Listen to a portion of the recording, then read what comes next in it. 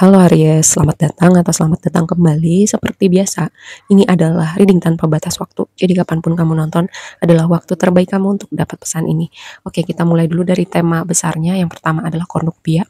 Lalu ada door to value. Ini dua kartu pertama, ini temanya uang banget gitu, abundant banget, blessing banget. Berkat keberlimpahan. Jadi kalau berbicara aspek finansial, keuangan, ada upgrade, ada pintu kebuka buat kamu, ada peluang-peluang baru atau tawaran-tawaran baru. Atau mungkin dengan door to value, value itu kan nggak cuma uang ya, tapi kayak kamu punya value di dalam diri kamu yang akan signifikan gitu. Misalnya kualitas kerja kamu, misalnya skill kamu, kemampuan kamu yang mungkin nggak selalu terekspos gitu, nggak ada konteks hubungannya dengan pekerjaan, tapi ada value pada diri kamu yang mendatangkan blessing buat kamu ya.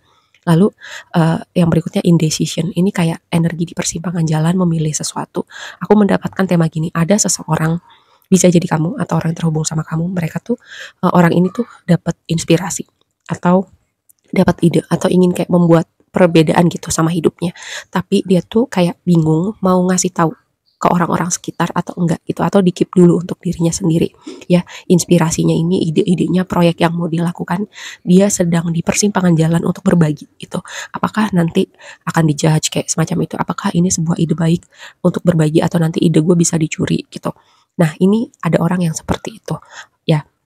Atau mungkin kayak membuat keputusan misalnya beralih karir, pindah perusahaan. Ini orang mengekip untuk dirinya sendiri. Terus juga aku mendapat tema tentang hubungan ya. Rumah ketujuh ada di pre-shuffle kamu, hubungan, terutama hubungan romantis, tapi bisa juga ya berhubungan dengan partnership gitu. Partner itu kan nggak selalu hubungan romantis, bisa kerja, bisa teamwork, bisa konteks lain di mana ada beberapa, dua atau lebih orang gitu berkolaborasi ya. Oke, kita bahas dulu tema yang pertama dari tarotnya adalah Nine of Swords dikonfirmasi sama Nine of Cups. Aku nggak tahu ini energi siapa. Jadi yang jelas kayak ada orang yang Nine of Swords itu kan energi kegelisahan, mimpi buruk, punya isu kesehatan mental, nggak bisa tidur, kegelisahan, dan skalanya itu bisa kecil, bisa besar gitu ya. Mungkin ada orang yang jenisan di periode tertentu dia nggak bisa tidur, di periode tertentu dia merasa gelisah gitu. Atau memang ada problem yang udah konstan beberapa waktu, jadi menimbulkan isu kesehatan mental tertentu ya. Terus dengan Nine of Cups ini, Nine of Cups itu harusnya jadi kartu happy ya, wish fulfillment. Tapi kalau konfirmasinya sama Nine of Swords, aku melihatnya gini. Jadi ini orang punya problem ya, punya sesuatu hal yang mungkin berat. Lagi-lagi balik, aku nggak tahu skalanya itu sebesar apa. Tapi dia menggunakan hal lain untuk apa ya? Karena mungkin kompleks, mungkin berat. Jadi kayak menggunakan hal lain untuk nggak merasakan hal itu, untuk melarikan diri dari masalah, atau nggak merasakan emosinya. Karena Nine of Cups itu bisa jadi juga semacam mencari distraksi dengan alkohol, dengan teman-teman, dengan tongkrongan, dengan nonton, dengan belanja. Kayak hal-hal lain yang, karena Nine of Cups itu kan aku selalu bilang, kalau kebanyakan jadi nggak baik. Kalau melarikan diri itu jadi nggak baik. Nah, ini ada tema seperti itu. Kalau ini misalnya kamu gitu ya, sesuatu itu harus dirasakan, dihadapi.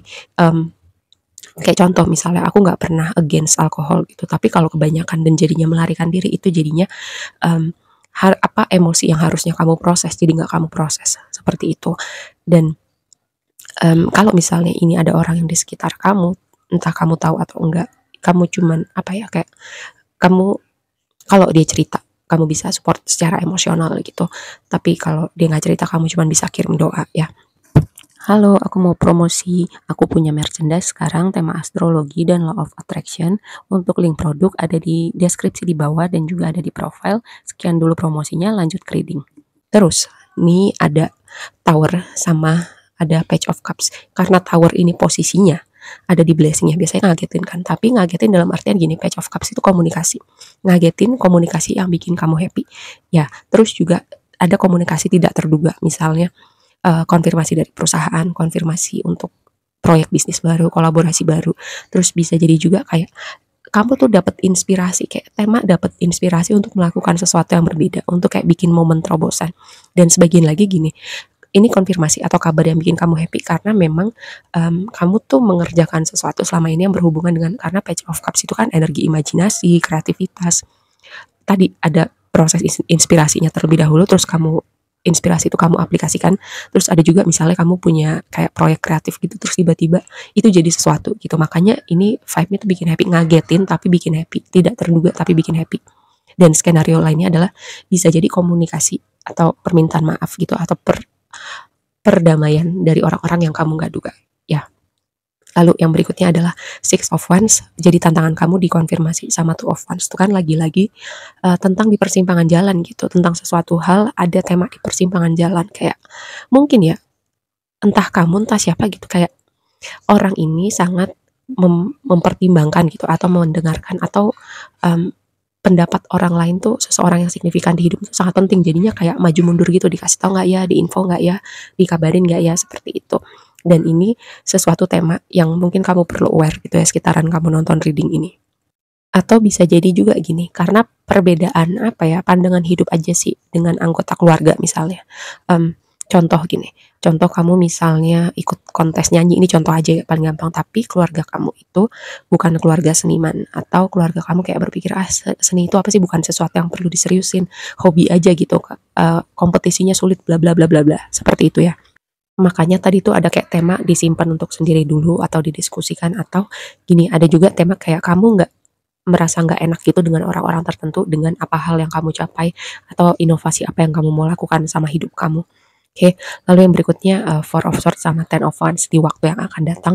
Ini tuh Four of Swords itu kan energi berpikir dengan sungguh tentang sesuatu hal, energi pemulihan juga bisa gitu ya. Mungkin ada hal yang kamu kayak mengambil waktu sendiri, berpikir dengan serius untuk sesuatu hal. Dan Ten of Wands ini kan pertama energi completion ya. Terus juga energi kamu sudah berusaha sangat keras, terus juga kamu udah berusaha gitu melakukan banyak hal. Dan kalau berbicara beban berat, ini sebuah reminder ya untuk kamu recharge, untuk kamu istirahat, untuk kamu take time untuk diri kamu sendiri gitu. Dengan Four of Swords gitu. Dan aku mungkin pernah bilang atau aku udah ngulang ini beberapa kali di reading-reading lain, kadang beban berat itu kendalinya ada di kita, untuk kita nurunin dulu itu beban berat, kita istirahat dulu, nanti kalau udah kita recharge baru kita lanjut lagi. Oke, ini sebuah reminder buat kamu. Lalu juga kalau berbicara tentang hasil kerja keras, ini adalah momen kamu menuai gitu, momen completion kamu untuk lihat nih hasil karya kamu selama ini, hasil kerja keras kamu selama ini, momen kamu jalan terus di mana nggak semua orang tahu, atau kayak cuman kamu aja yang seperti jalan sendiri tapi kamu percaya sama mimpi kamu. Ini adalah momen kamu, terobosan kamu ya. Terus kalau beban beratnya itu adalah keterhubungan kamu dengan orang tertentu atau situasi tertentu, mungkin ini saatnya kamu mengevaluasi sih. Apakah kamu ngasih boundary atau di-cut sekalian gitu. Yang tadi aku bilang, beban berat itu kadang kendalinya ada di kita. Ya gimana kita mau melepaskan beban berat itu, atau gimana kita bikin bikin hidup kita sedikit lebih ringan gitu, dan itu kendalinya ada di kita. Oke, lalu advice-nya buat kamu adalah Hangman dengan Queen of Cups. Hangman itu fleksibilitas, perubahan perspektif, lalu juga belajar mengalir, belajar surrender gitu. Nah, perspektif lalu dikonfirmasi adalah Queen of Cups. Queen of Cups itu kayak aku melihat adalah energi.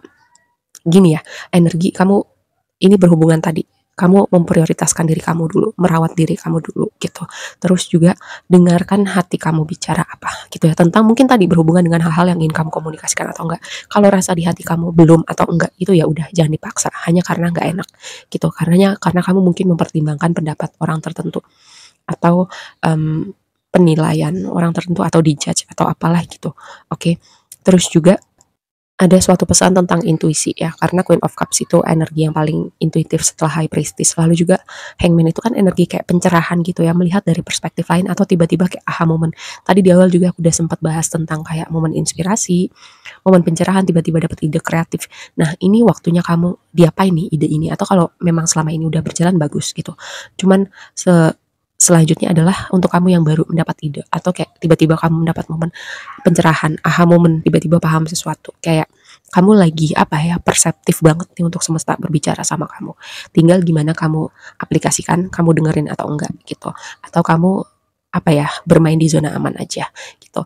Kayak kalau kamu sih seharusnya nggak bermain di zona aman ya, karena kamu tuh kayak energi spontanitas kamu bagus gitu, bergerak dari hati kamu tuh bagus. Cuman kalau di dalam natal chart kamu tuh banyak energi bumi, bisa jadi itu yang bikin kamu kayak kurang on fire gitu ya. Makanya aku bilang lihat natal chart kamu banyak energi buminya atau enggak. Kalau banyak energi apinya, harusnya kamu bisa act on in this inspiration gitu. Dengerin intuisi kamu, atau kayak ketika kamu dengar semesta berbicara sama kamu gitu, kamu bisa melakukan sesuatu dengan hal itu. Ya, semoga hal ini bisa dipahamin ya. Oke, aku rasa segitu aja dulu readingnya. Semoga bermanfaat dan sampai ketemu di reading berikutnya. Bye.